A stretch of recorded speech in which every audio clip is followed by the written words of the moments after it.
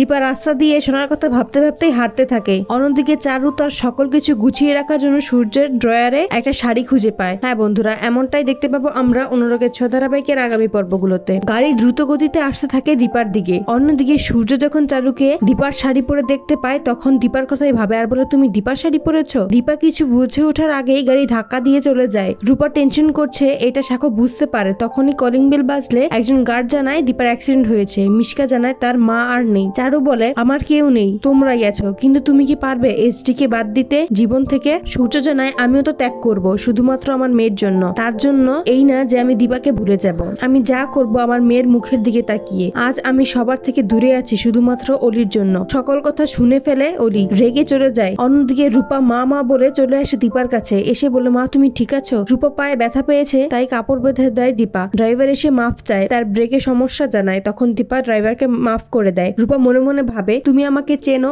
বা না চেনো, আমি তোমায় মা বলে ডাকতে পারছি এটাই অনেক। ওই ড্রাইভার তখন মিশকাকে জানায়, আপনি যেমনটা বলেছিলেন আমি তেমনটাই করেছি। অন্যদিকে বার আসার পর রূপাকে মিশকা ফোন করে বলে, মায়ের তো হালকা লেগেছে, কাল যদি ব্রেক ফেল হয়ে যায় তাহলে কি হবে? এরকম ভাবেই ভয় দেখাতে থাকে রূপাকে। তো বন্ধুরা, সকল সিরিয়ালের সকল আপডেট আগে পেতে আমাদের চ্যানেলটি সাবস্ক্রাইব করে পাশে থাকুন। ধন্যবাদ।